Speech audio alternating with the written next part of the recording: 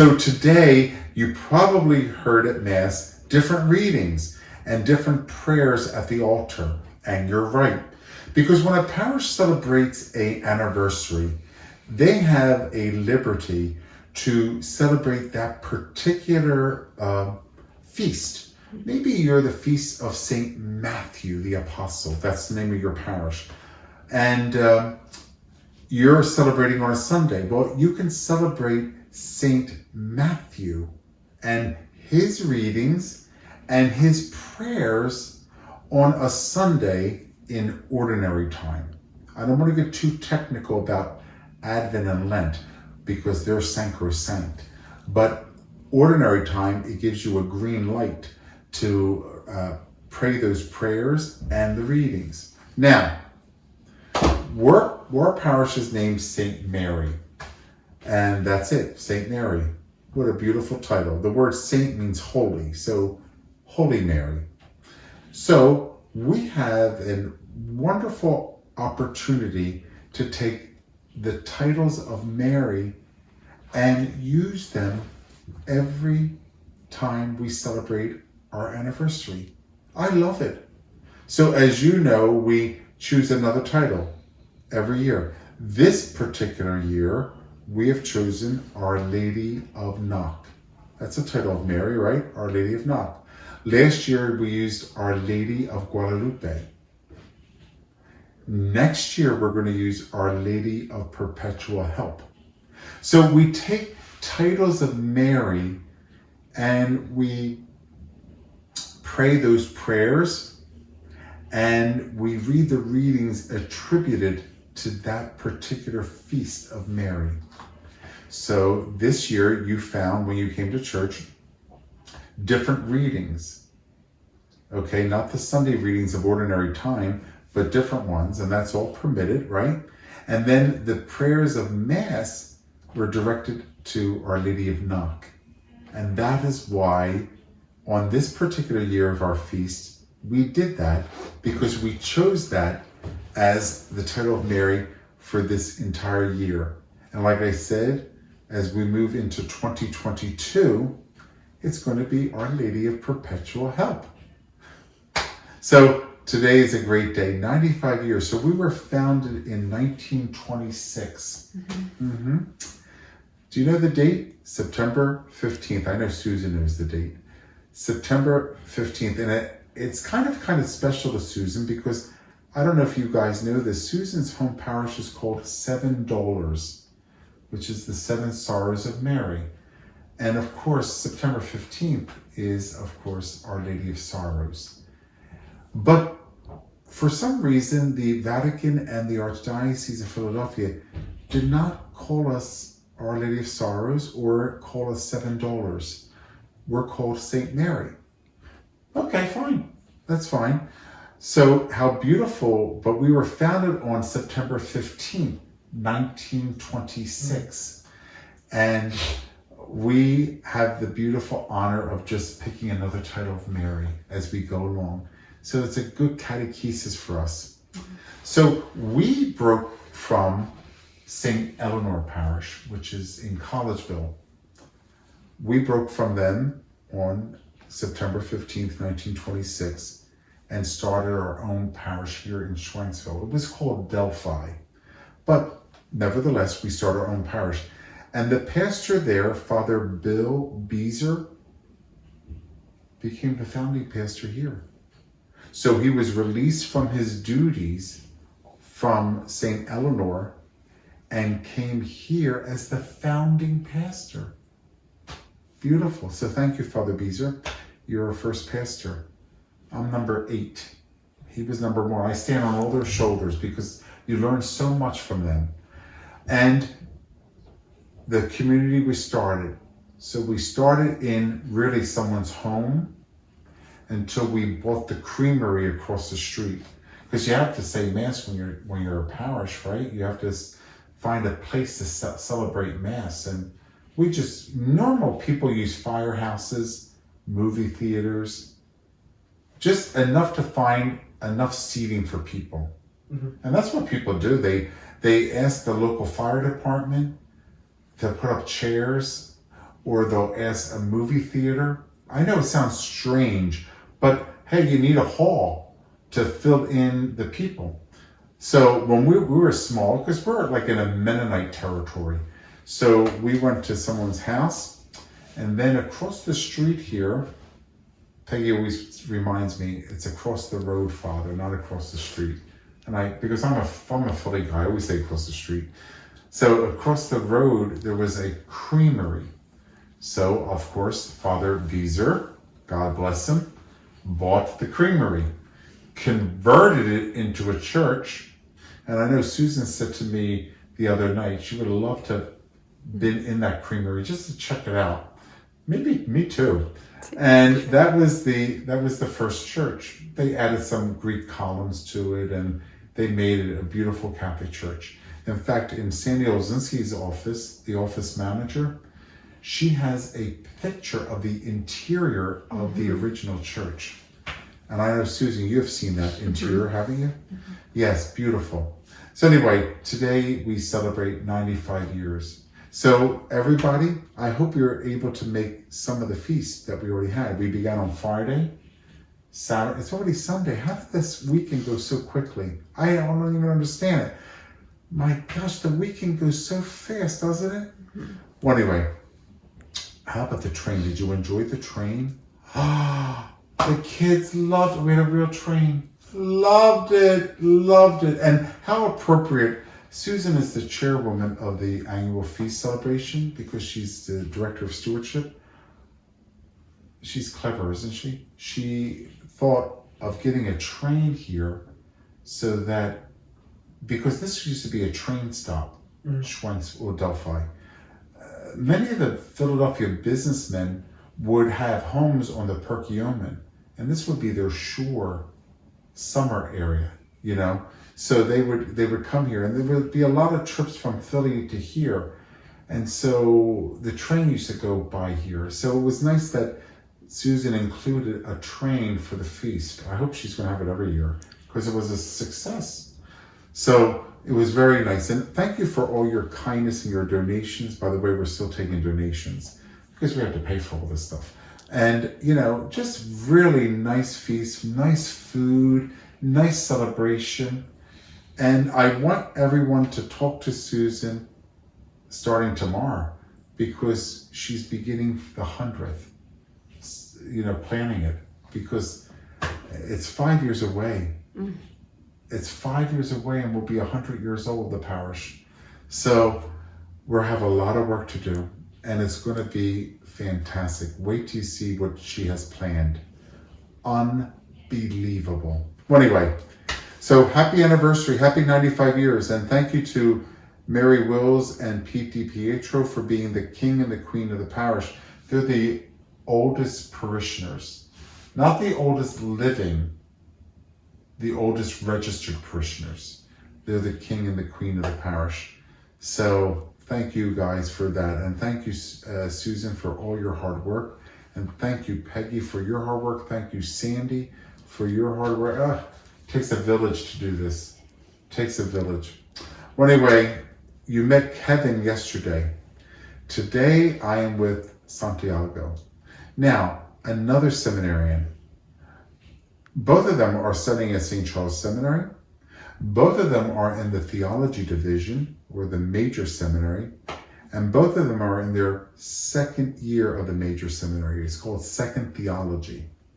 So they're on their way to priesthood, right? Because as you know, the major seminary has 4 basic years, right? First theology, second theology, third theology, and fourth theology. So here we have Santiago, and he's here every Thursday with Kevin.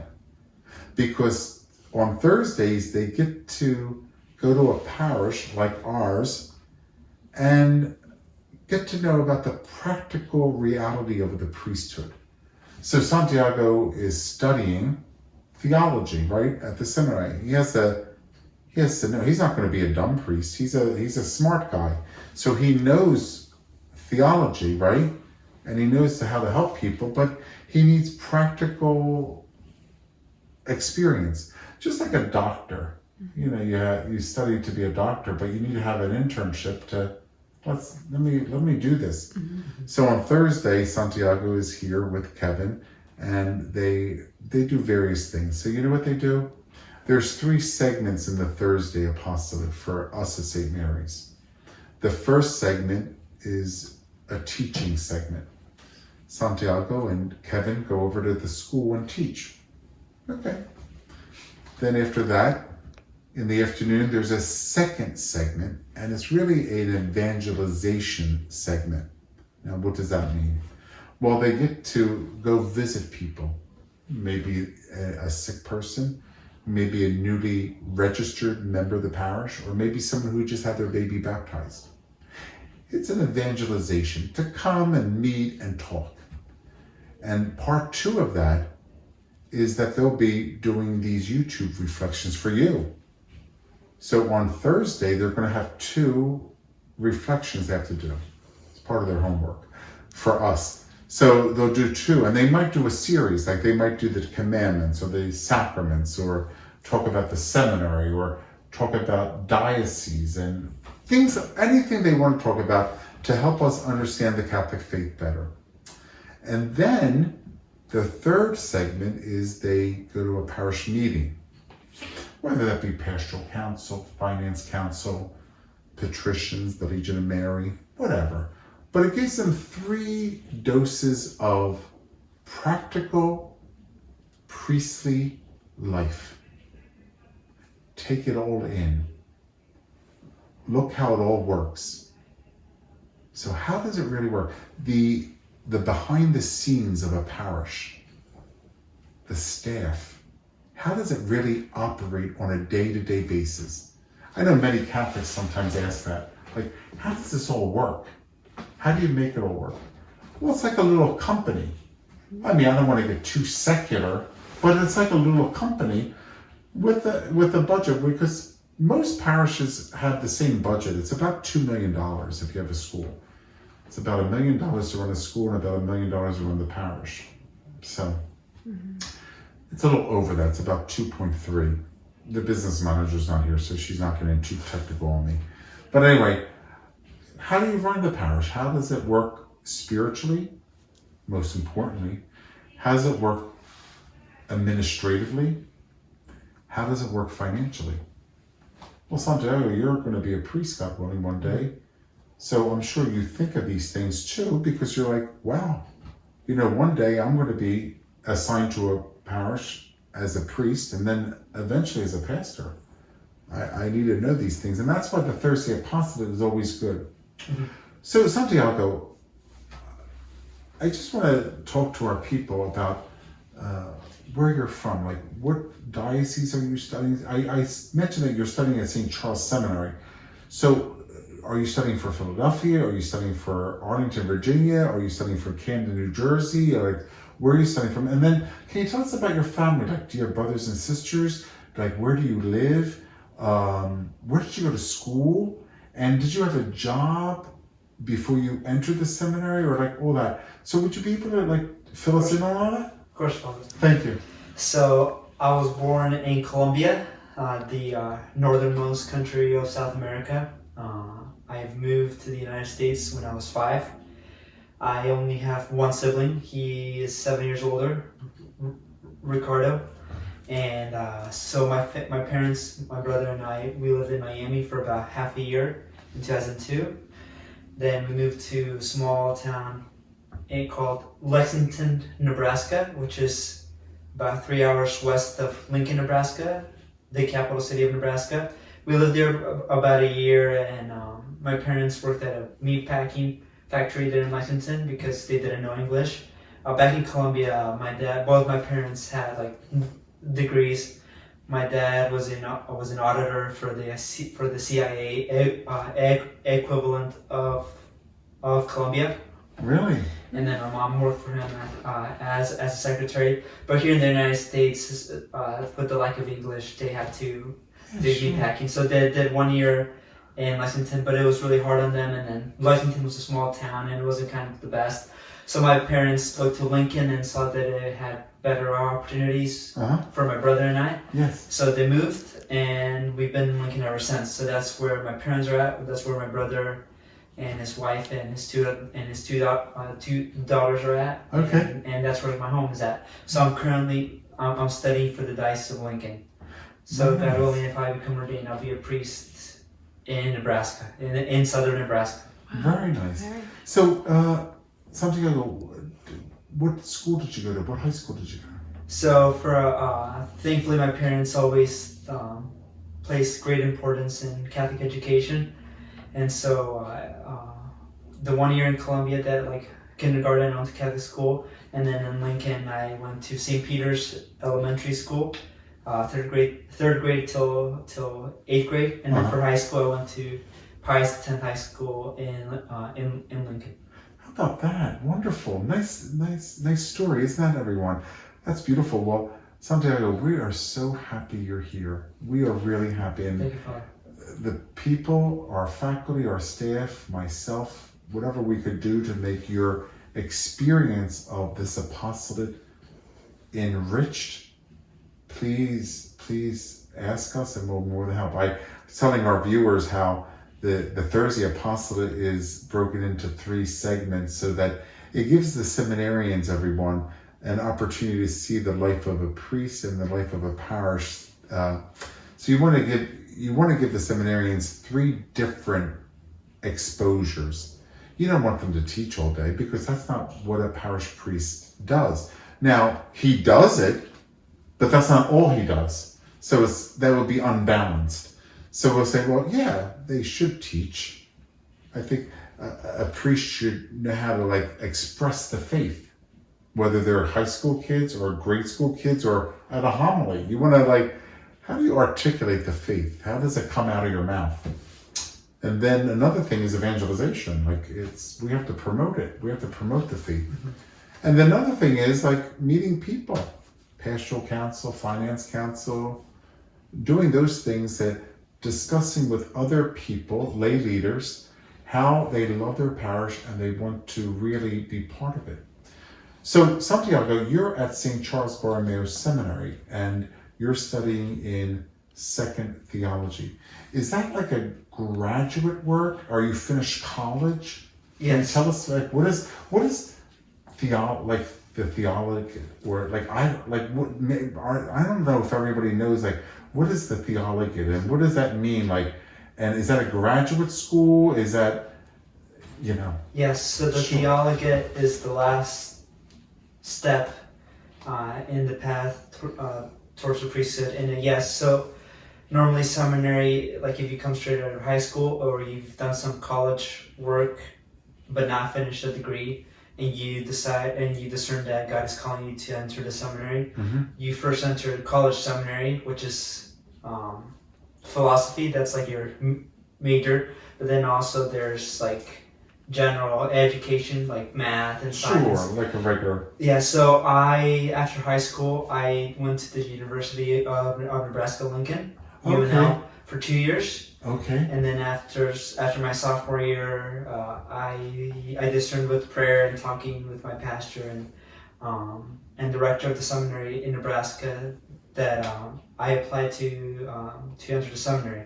And so the Diocese of Lincoln have their own seminary, their own college seminary, which is the first. There's 2 big steps. College seminary is step 1, and the theologate, which is what I'm at here at Saint Charles. That's step 2. Okay. And so St. Gregory the Great Seminary is in 30 minutes west of Lincoln in a small town, Seward, Nebraska. Seward, Nebraska. So, I was there. Yes. I was in that college seminary. It's beautiful. Yes, it is. Because I know Bishop John Folda. Do you know Bishop Folda? Yes. Well, I know him. He was in the seminary with me. And he was the rector at one time, of St. Gregory the Great. Was he the founding rector? Was he the first? No? I think technically no, but he's the second. Second, okay. Yeah. And so Santiago, would you be able to tell our people, did St. Charles or St. Gregory the Great accept many of your credits from the University of Lincoln, or how does that work? They did, yeah. So as I said, the first step is getting your Bachelor of Arts in Philosophy, which includes general education classes. Yes. So at the end of the 2 years at the University of Nebraska, I took math and like science, and Yeah. so it was applied. Yeah. So normally if you enter straight out of high school, like a 4-year Yeah. degree, it's 4 years in college seminary. But since I did 2 years at UNL, I had enough credits to cover 1 year. Okay. So I entered as a college 2. So I at St. Greg's. I only did 3 years of college seminary. So yes. Oh. Okay. The I just want to make sure that the viewers know that, like, if you're in a university, everyone, and you're discerning whether or not God is calling you to enter into seminary life, don't worry, because the seminary will look at your credits and will apply them as they would fit into the program of the local seminary, whether it's a college seminary or a theologate. And you just heard from Santiago that the St. Gregory the Great minor seminary or college seminary took credits from the University of Nebraska and applied them for his studies. So he didn't lose that time at the University of Lincoln, thank God, because a lot of our students worry about that. I would worry about that because I'm like, I did all that work, aren't you going to take any credits? So years ago, unfortunately, this is before we were born, Santiago, they didn't. Like, you had to just start all over again because the seminaries thought, no, this is our own program. But now, thank God, they take the academic credits from others. So I just wanted to ask you, so you're in the theologate, which is like a major seminary, which is the last 4 years before you're ordained. And I guess you're studying strictly theology? Yes. Okay. So it wouldn't be like philosophy and other secular subjects. It would be mostly concentrated on theology. Would that be correct? Yes, Father. Okay. So you're in second theology.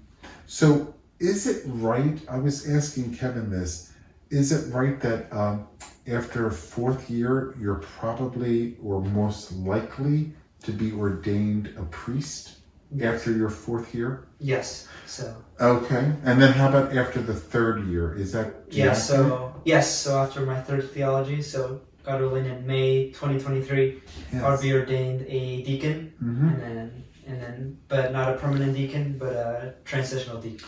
What's the difference between a permanent deacon and because the church says there's only one diaconate, but I guess it has 2 expressions. Yeah, so I guess the permanent diaconate, that's something kind of newer. I think it was John Paul II that kind of made that more popularized. But yeah, so a permanent deacon is that a married man with children, or can be ordained a deacon and help out the parish on the weekends, assisting the priest. But he was just a permanent deacon. He wouldn't be ordained a priest. He wouldn't go on to further. And then a transitional deacon is the normal step for a normal seminarian.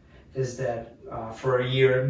Normally it's a year. Normally, sometimes longer, but normally it's just 1 year. Right. That you're a deacon for a year. So you're at a parish in the summer, and then during the school year, it's your last year of studies before you're ordained a priest. Yeah. Well, thank you for clarifying that. Do you know that I've heard that the church will give a dispensation even for under a year? Sometimes the church will give a dispensation for a deacon to be ordained quicker than a year. Now, sometimes it's a situation where the deacon is sick and the bishop is giving a dispensation, or he submits the dispensation or the request to the Vatican, and the Holy See has shortened the time, because canon law requires a minimum of a year. So if you're going to need to be ordained quicker, you have to apply for a dispensation of that. So it has happened. That's why they have dispensations, because life is not all black and white. It's gray sometimes. So anyway, thank you, Santiago, for explaining that to us. Now, can I ask you another question? You are studying for the Diocese of Lincoln, Nebraska. So when you're ordained a deacon, God willing, do you serve locally in the Archdiocese of Philadelphia? Do you go back to Lincoln? Who ordains you a deacon? Does one of our bishops or does your how does that work? Yeah, so if all things normal, I would be ordained at a deacon at the Cathedral of Lincoln, Cathedral of the Risen Christ, by the Bishop of Lincoln, who is currently Bishop James Conley. And then, so that would be in late May. So that summer, June and July, I would be assigned to a parish in Lincoln, like inside the diocese. Okay. And then, in August, I would return to Philadelphia to Saint Charles Borromeo, and for like the last academic year, Theology 4. But I would also be assigned to a parish in the Archdiocese. So I would serve at that parish on Thursdays and then on the weekends, Saturday evenings and Sundays. So just like everyone knows Deacon Jonathan Smith, right? So just like what he did? Yes. Because Santiago, he was not studying for the Archdiocese of Philadelphia, he was studying for the Diocese of Arlington, Virginia. So he came here on Thursday and then the weekend, and he served here, but during the summer, he had a diaconate assignment in the Diocese of Arlington. So you're saying the same thing will go the way with you, with Lincoln? Yes. The same policy? Yes. Is that, but that's nice that you have a chance to be a deacon in a parish within the diocese. You will eventually, God willing, be a priest. Mm-hmm. And then at the same time, because you're finishing up your academic year, Theology 4, you're going to be also exercising your role as a deacon within the Archdiocese of Philadelphia. Yes. So I guess you have, I don't know if the people know this, but you have faculties in both dioceses. He has faculties to baptize and to preach in the Diocese of Lincoln. We call them faculties. That's a canonical word that gives the man permission to preach. The bishop has to give you faculties and to exercise the sacraments. So obviously Santiago, one day God willing, will be Deacon Santiago, will have the faculties to preach and the faculties to administer the sacrament of baptism. Well, when he comes to Philadelphia to finish his last academic year, because he wants to close up his seminary studies, the Archbishop of Philadelphia has to give him faculties to preach in one of our parishes and to administer the sacraments in one of our parishes. So he has faculties for both dioceses. Kind of an interesting, kind of a trivia. I don't know if everyone knows that. I was going to say deacon. I don't know if everyone knows that, Santiago, but sometimes they don't even hear the word faculties. Faculties is the permission, canonically speaking, of giving the man permission to. The bishop does not give that freely. I mean, if a bishop gives you faculties to preach in his diocese, then you passed the test. He doesn't give faculties lightly, or he gives the man faculties to administer the sacraments. Like, I have faculties in this diocese. I do not have faculties in the Diocese of Lincoln, but I could easily get it.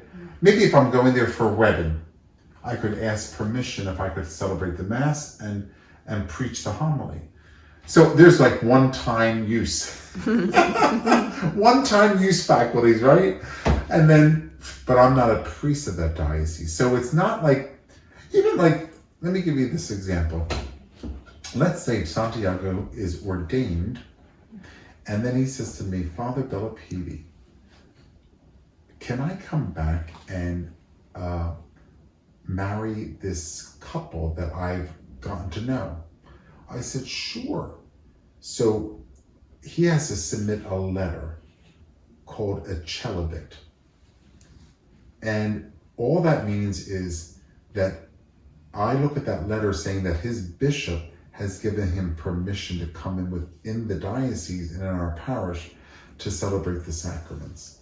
See what I mean? We need a letter from his bishop. Mm-hmm. And then if we take that, you automatically, we call it ipso facto. And I think, Susan, you know what the ipso facto means. And I already told people that by the mere fact that we have accepted that letter, you have faculties to administer the sacrament of marriage and also to preach. So I know sometimes it's too much information, but I think Catholics should know. Don't you think Catholics should know things? Yes. I think because I don't want people to be in the dark. You should know how it all works. Well, Santiago, it's so nice. Now, I want to tell our viewing audience that Santiago will be offering 2 YouTube reflections every Thursday. Now, they won't be aired, both of them on the same day. As you know, Susan's the administrator of these YouTube reflections, so she will then take them and then drop them in for live or airing time the appropriate day. But part of Santiago's Thursday Apostolate here will be, being comfortable around, and it helps him with homilies, and it'll help him with doing this because he wants to be a priest. This guy wants to be a priest, everybody. So we're happy for him. I mean, we thank God for seminarians. We love you because we want priests. But the apostolate helps you get ready for that. So you will be doing some YouTube reflection, and Santiago, maybe you want to do a series. This way you don't have to keep on thinking, what am I going to talk about next week? So you could do a series on the 10 Commandments, you could do a series on the sacraments, you could do a series on the seminary, you could do a series on seminary formation, what do they learn in the minor seminary, You could do a series on just Lincoln. I don't know if anybody knows about the diocese. Bishop, you said Bishop James Conley is your bishop. What number bishop is he? When was the diocese founded? How many parishes does Lincoln have? There are questions I don't even know the answers. How many? I know the Marian sisters and the School of Sisters of Christ the King in that diocese, but I don't know if all of our listeners know about those two communities. And they're called diocesan, or they're of pontifical right now.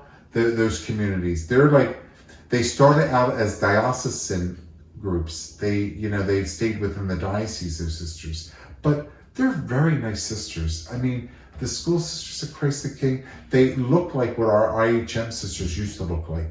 They have the habit that goes down here. They have a scapular, a veil. They cover their hair. Isn't that right? Yes. They wear blue, right? Yes, right. And then the Marian wear gray. Yes. See, I know your diocese a little bit, but it's nice to know some of the things of your diocese. Your cathedral's called the Cathedral of the Risen Christ. Yes. Right, I've been in there, everybody. I've been in Santiago's cathedral.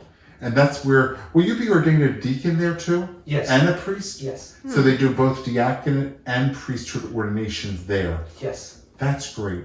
And does Bishop Conley do both ordinations? Yes. See, you know all this stuff now. So there's much to talk about. So everyone, happy anniversary of St. Mary Parish, 95 years. Happy anniversary of St. Mary School, 60 years. And remember to talk to Susan because she's getting ready for the 100th anniversary in 2026. Have a nice day, everybody. Bye-bye.